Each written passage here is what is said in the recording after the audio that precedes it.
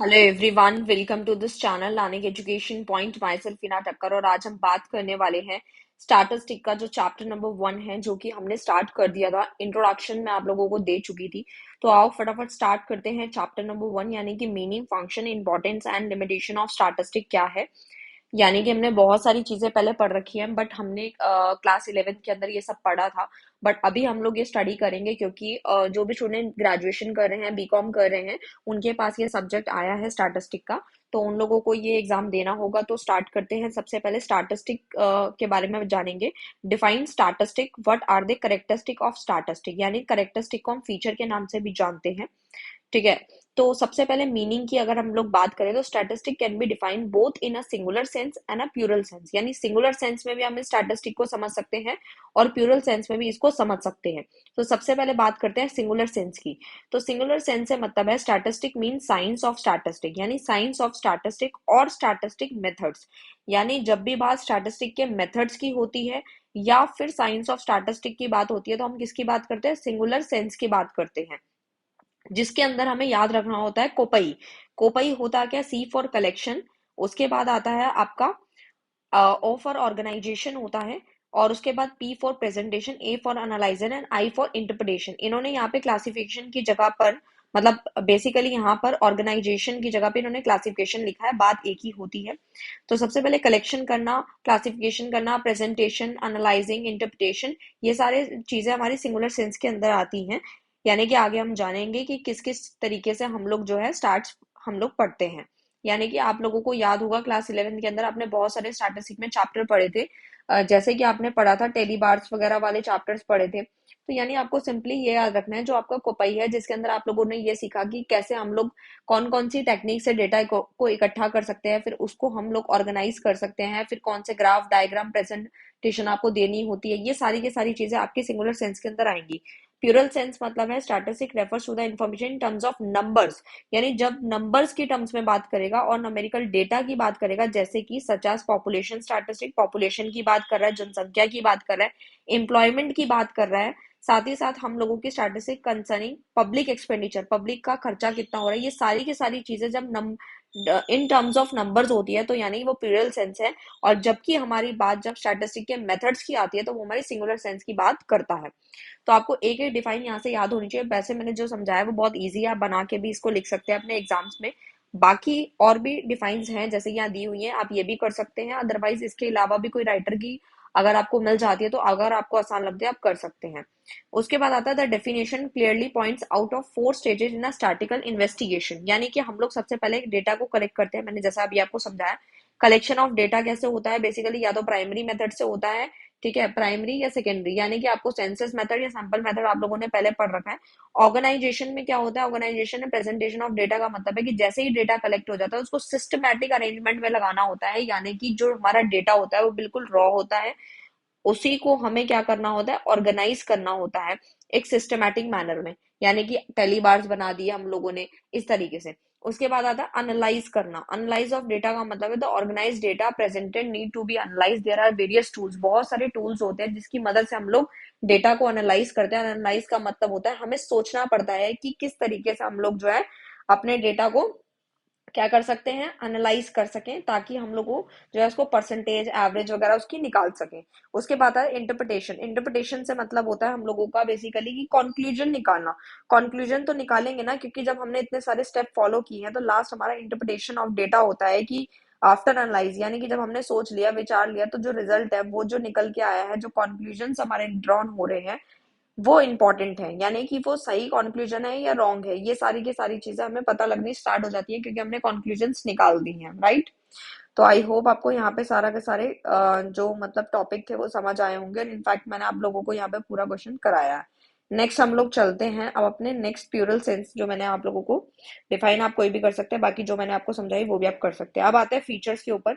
Features कौन कौन से हमारे मेन कैरेक्टरिस्टिक बोलो, फीचर्स बोलो statistic in terms of numerical data. Numerical data आप लोग समझ ही गए हैं।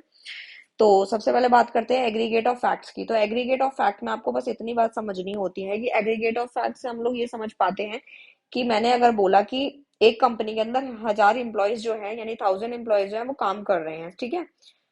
इसमें कोई भी एग्जांपल हो सकता है। आप लोगों ने जब स्टैट्स पढ़ा था तो आपने स्कूल वाला एग्जांपल पढ़ा था कि क्लास में 1000 स्टूडेंट है, तो ये कुछ समझ नहीं आई बात। लेकिन अगर मैंने बोला आप लोगों को कि ऐसे ही मैं एग्जांपल लेती हूँ कि 100 एम्प्लॉयज हैं कंपनीज के अंदर, बट मैंने आपको बोला कि 400 सेल डिपार्टमेंट के, 300 जो है मार्केटिंग के हैं, और 300 जो है वो आपके प्रोडक्शन के हैं। तो यानी कि क्या मतलब हुआ, यानी ये पूरी की चीजें क्लियर हो रही हैं, एग्रीगेट है, मतलब टोटल ऑफ फैक्ट्स बता रहा है, हर एक कंक्लूजन आराम से निकल सकता है। सेकंड है नोमेरिकल एक्सप्रेस। नोमेरिकल एक्सप्रेस मतलब होता है इन टर्म्स ऑफ नंबर की टर्म्स में एक्सप्रेस होना चाहिए, क्योंकि अभी हम लोगों ने ये चीज समझ ली है कि प्यूरल सेंस में हमें क्या देखना होता है। न्यूमेरिकल फैक्ट में जैसे मैंने बोला स्मॉल, बिग, रिच, पुअर, ये सब जो है ये हमारे क्वालिटेटिव एक्सपेक्ट्स होते हैं और ये हमारी स्टैट्स नहीं है। जबकि हमारा स्टैट्स क्या होता है, जैसे कि कोई किसी पर्सन टू पर्सन की मैंने हाइट कंपेयर कर ली, ठीक है, इस तरीके से आप एग्जांपल्स दे सकते हैं। फिर आता है affected by multiplicity of causes. Multiplicity of causes से आप लोग समझते होंगे कि मैं क्या बताना चाहती हूँ।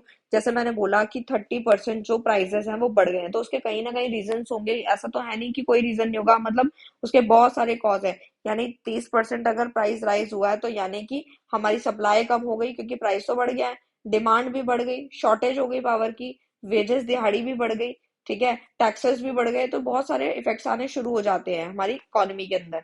रीजनेबल एक्यूरेसी अगर हम देखें तो उसमें क्या आता है, reasonable accuracy must be kept in view while collecting statistical data. हम लोग जब डेटा इकट्ठा करते हैं तो उसके साइज पे, नेचर पे, रिसोर्सेज पे डिपेंड करता है कि वो कितना एक्यूरेट है। अब हमारा पॉइंट आता है कि हम लोगों ने मल्टीप्लिसिटी ऑफ कॉजेस समझ लिया और साथ ही साथ रीजनेबल एक्यूरेसी को भी हम लोगों ने समझ लिया। अब हम इसमें से कोई भी पॉइंट्स कर सकते हैं जो आपको इजी लगे। साथ ही साथ हम लोग एक लास्ट पॉइंट समझ लेते हैं, place in relation to each other. इसमें क्या होता है, only those numerical will be called statistic which are mutually related and so comparable, यानी कि जो म्यूचुअली रिलेटेड हो एक दूसरे से और कंपेरेबल हो। जैसे कि मैंने बोला, कोई भी एग्जांपल ले सकते हो, जैसे Nitin is 14 year old, Jatin is 5 feet tall, Hiten has 60 kg of weight, then these number will not called stats as they are not mutually related nor subject to comparison।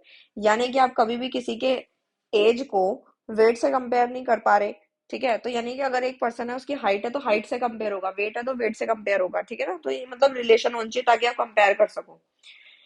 तो इस तरीके से थे ये। और बाकी आप जो भी पॉइंट लिखना चाहो लिख सकते हो, ये और फर्दर पॉइंट्स है बट इतना सफिशिएंट है। फिर एक क्वेश्चन आएगा, स्टैटिस्टिक जो होता है वो साइंस है या आर्ट है या बोथ है। तो आपको बस याद रखना है कि स्टैटिस्टिक जो है बेसिकली लिखा है, in order to know whether statistic is a science or an art or both it is necessary to know the meaning of science and art. पहले हम इसका मीनिंग समझ लेते हैं। तो स्टैटिस्टिक जो है साइंस की अगर मैं बात करूं, बट अगर मैं नीचे लाइन आपको मेन समझाऊं तो अब आता है हमारा क्वेश्चन जो आता है वो है स्टैटिस्टिक इज द साइंस और आर्ट और अ बोथ। तो इसका आंसर है बहुत सिंपल कि स्टैटिस्टिक जो है वो दोनों ही है। क्यों है, इसका रीजन क्या है, इसका रीजन है कि it is a science of scientific method, मतलब साइंटिफिक मेथड की वजह से ये साइंस है, जबकि ये मेथड की वजह से ये आर्ट है। तो देखो कितना सिंपल सा आंसर मैंने आपको शॉर्ट में समझा दिया, बाकी आप लोग इसको जो है डिटेल में स्टडी कर सकते हैं। उसके बाद आता है हमारा नेक्स्ट वाला टॉपिक, एक मिनट, हाँ उसके नीचे दिया हुआ है फंक्शंस वगैरह, मैं आपको समझा देती हूँ। फंक्शंस में आता है, सबसे पहला आता है कि फंक्शन ऑफ स्टैटिस्टिक। तो सबसे पहला आता है स्टैटिस्टिक सिंप्लीफाई कॉम्प्लेक्स फैक्ट, यानी फैक्ट्स को बताता है। यानी mass data the useful of statistical concept help in simplification of complex data. जो हमारा कॉम्प्लेक्स डाटा होता है उसको कहीं ना कहीं सिंप्लीफाई करने की कोशिश करता है, मेथड्स बताता है, टूल्स वगैरह। उसके बाद स्टैटिस्टिक मेक कंपैरिजन इजियर। अब एक बात बताइए कि स्टैटिस्टिक किस वजह से काम आ रहा है, कि हम लोगों ने डेटा वगैरह इकट्ठा किया। जैसे हम लोग देखते हैं, इसका कोई भी एग्जांपल ले सकते हैं हम लोग, जैसे गवर्नमेंट है, गवर्नमेंट बहुत सारा डेटा इकट्ठा कराती है, जैसे कि लाइक एम्प्लॉयमेंट का हो गया, पावर्टी का हो गया, लिटरेसी रेट हो गया, ये सब क्यों करवा रही है, ताकि गवर्नमेंट जो है वो कहीं ना कहीं आगे जाके स्टेप ले सके और ये सारा डेटा उनको स्टैटिस्टिक से मिलता है। तो इसी वजह से जो हमारा डेटा होता है, यानी जो स्टैटिस्टिक जो होती है, वो कहीं ना कहीं बाद में कंपैरिजन करने के लिए बहुत ज्यादा आसान हो जाता है, ठीक है, क्योंकि डेटा हमारे सामने होता है, हम कंपेयर कर सकते हैं। उसके बाद आता है statistic bring out trends and tendencies in the data.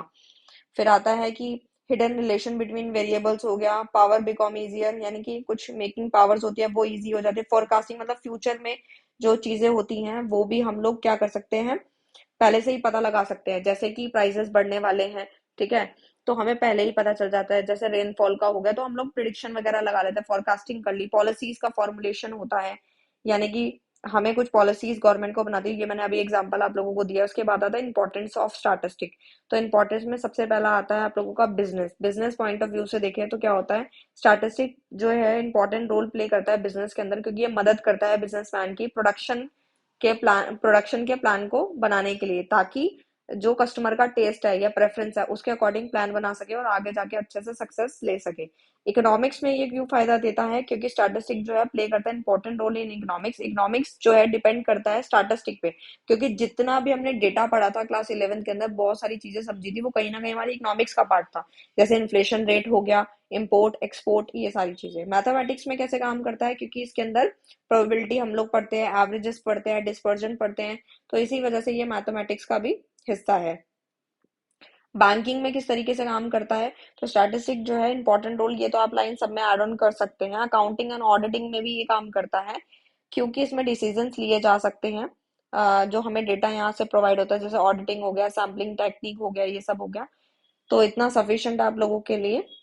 उसके बाद आते हैं हम अपने नेक्स्ट क्वेश्चन की तरफ, ठीक है, जो कि हमारी लिमिटेशंस है। लिमिटेशंस में ये क्वेश्चन और ऊपर दिया, how does statistic help as a business manager. मतलब अगर आपने पीछे वो टॉपिक पढ़ ली तो आपको इजीली समझ आ जाएंगे, ठीक है। उसके बाद explain the limitation of statistic. तो यानी कि स्टैटिस्टिक की भी बुराई है, हर किसी की होती है, तो इसकी भी है। सबसे पहले न्यूमेरिकल फैक्ट ओनली, यानी सिर्फ ये न्यूमेरिकल फैक्ट्स को ही लेता है, ठीक है। क्वालिटेटिव फिनोनियम जो होता है, सॉरी फिनोमिना जो होता है, हॉनेस्टी हो गया, फ्रेंडशिप, हेल्थ, ये सबको इग्नोर करता है। एग्रीगेट अभी बताया कि एग्रीगेट को ही लेता है, इंडिविजुअल की स्टडी को ये नहीं लेता, जो मैंने अभी आपको एग्जांपल दिया था एक कंपनी में जो 1000 एम्प्लॉय का, वो भी आप लिख सकते हैं। उसके बाद आता है uniformity and homogeneity is essential statistical data. ये भी इंपॉर्टेंट है, क्योंकि data of diverse qualities and kind can not be compare, उनको कंपेयर नहीं किया जा सकता। रिजल्ट जो है are true only on average, average के बेस पे रिजल्ट ट्रू आते हैं, वरना की गलत आ जाते हैं। और statistic can be misuse, यानी कि अगर मैं बोलूं कि मिस यूज स्टैटिस्टिक में बहुत कॉमन है, क्योंकि ये एक तरीके का प्री ड्रॉन कंक्लूजन होता है when it is a absolute false, ठीक है। तो इस तरीके से क्वेश्चंस थे मैंने जो आपको करवा दिए, और ये काफी इंपॉर्टेंट क्वेश्चन था जो मैंने आपको करवाया है। तो इस तरीके से आपको तैयारी करनी है। अगर आपको कोई भी डाउट आता है आप आराम से कमेंट कर सकते हैं। मिलते हैं नेक्स्ट वीडियो में नेक्स्ट टॉपिक से, तब तक के लिए bye bye, all the best, thank you so much.